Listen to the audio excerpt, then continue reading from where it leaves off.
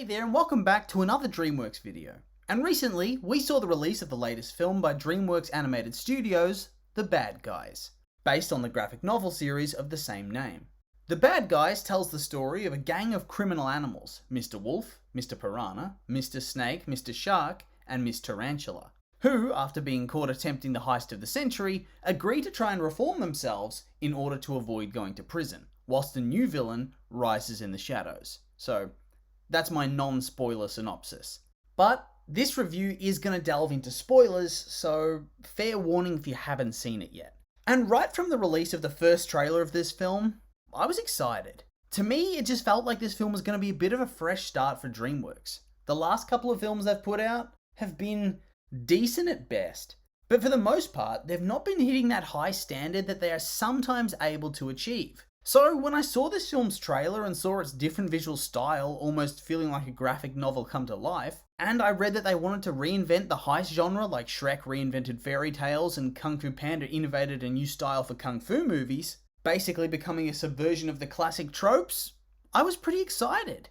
And yeah, whilst I think that the film itself was actually decent enough, I still came away from it feeling a little bit let down. And maybe I'm being unfair, but I just don't feel like this film clicked for me and didn't quite live up to my expectations. But I'll start with what I did like. And I thought for the most part, the characters were really good and had very interesting and engaging arcs. So we'll start off with Mr. Wolfe. He was clearly positioned to be the main protagonist. He was the leader of the gang, the character with the most screen time, the one that clearly wants to become good before any of his friends do. He's the one that starts to change and pulls them along for the ride. He's the one who gets all flirty with the governor, and who does the majority of the talking to characters other than the gang. And honestly, whilst I did like his character, he was fun, I thought he was probably the weakest of them all. To me, he always felt like a passenger. Whilst he was the protagonist, he was always reactionary. He did things because other characters pushed him to do them. He was manipulated into trying to steal the dolphin because the governor called him out on TV. He was arrested initially because Professor Marmalade tricked him into wagging his tail and losing his disguise. He was manipulated into reforming by Marmalade, and he tried to change because the governor gave him kissy eyes. Hell, even at the end, Mr. Snake manipulates everything so that they can come across as heroes and foil the professor. To me, he just feels like he lacks any real agency in the narrative because they keep having these haha gotcha moments. Moments where they do flashbacks to explain how characters have been double-crossed and what's happened. And the majority of these scenes, whether good or bad, involve Wolfe getting played or manipulated into acting a certain way. So whilst he's fun and exciting, he doesn't really feel all that compelling as the main protagonist, almost like a side character in his own film. And similarly, the main antagonist, Professor Marmalade, I don't know, for me he felt like such a deeply boring villain.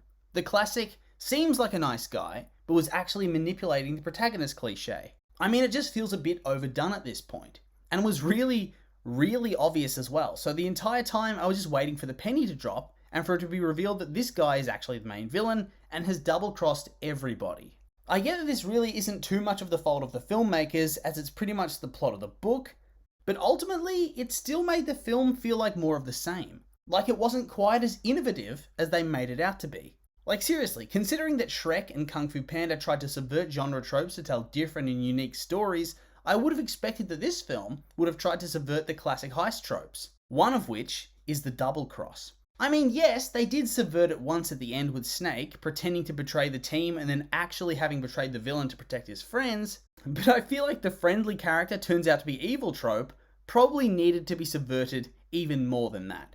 Plus, they took another classic element from the spy/thriller/heist genre. The beautiful love interest character, who wants the main hero to reform his ways, so in this instance, Diane Foxington, turns out to be some sort of super spy or master thief or something along those lines. And of course, in this film, it turns out that she is in fact the master criminal, Crimson Paw, who was the most successful criminal of all time, conducting numerous heists, until she disappeared after going after the dolphin statue the bad guys try to get in the film's first major heist. Oh, and on top of that, she's so good at what she does that she makes all 5 of the bad guys together look like pathetic amateurs that don't have a clue. So that's yet another trope that I feel like remains unbroken, and proves that this film doesn't really innovate much at all. But on the bright side, I did think a lot of the minor characters were handled well, particularly Snake and Shark.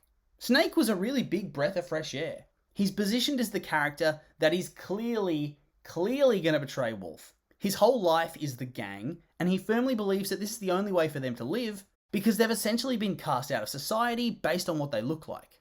He's toxic and he's mean and he has no desire to change. So when he supposedly betrays Mr. Wolfe, you just get a feeling of, yeah, no shit. Until they do the old switcheroo and reveal that he was actually good and had set up Marmalade. And at this point, his whole storyline just clicks. And it just felt like a very great subversion of the betrayal by a friend trope. And so whilst during the film I didn't really think much on the storyline, afterwards I was actually quite impressed with it, especially since they drop a number of hints about how he secretly wants to be good too, but just hasn't found that right opportunity for it. So whilst in the moment he didn't seem all that impressive, I think hindsight makes his arc a lot better. And then this brings me to Shark. I loved Mr. Shark. Yeah, most of his jokes revolved around him dressing up in disguise or trying to get his hands on a popsicle, but it was the way in which these jokes were handled that was funny. Like there was one moment where he dresses up as the father of a random lab technician and offers to play catch with him, which of course the technician enthusiastically accepts, chasing the ball down the hall and getting distracted from the criminals making their way into the building via a window. And I think the best part of these jokes is that they just go unacknowledged. It's very clear that his disguises are so bad. He's clearly still a shark. But the fact that this goes unacknowledged by anyone in-universe, and in fact in-universe all the characters are easily fooled by his disguises, really enhances the comedy of the film and made his character, and the scene in which he appears, stand out from the rest. And another part of his character arc that I liked was his obsession with having a popsicle. It's a minor gag at first that he and Mr. Snake fight often because they always want the last popsicle in the freezer. I liked that instead of this character interaction just being a throwaway gag, they actually incorporated it into the story and made Snake's decision to compromise with Shark and give him the popsicle into a turning point in the plot. This was the point in which the rest of the bad guys decide they want to be good just like Mr. Wolfe. It added meaning to both their characters and felt like the story actually cared about their development, about the scenes that appeared in before. So yeah, the film itself was decent. Not bad, not great, but decent. The plot was okay, if a little bit cliche in points, and it's clear that they were trying somewhat to make the next big subverting work, like Shrek or Kung Fu Panda. But for me, it fell short. And if it wasn't for some pretty superb side character stuff and some decently funny jokes, I think this movie would have fallen flat and strayed into boring territory. But yeah, these have just been my opinions, and now I'd like to hear yours. If you've seen the movie, what do you think of it? Do you agree with my takes or do you disagree? I'm curious for your thoughts, so make sure to like, comment and subscribe and let me know.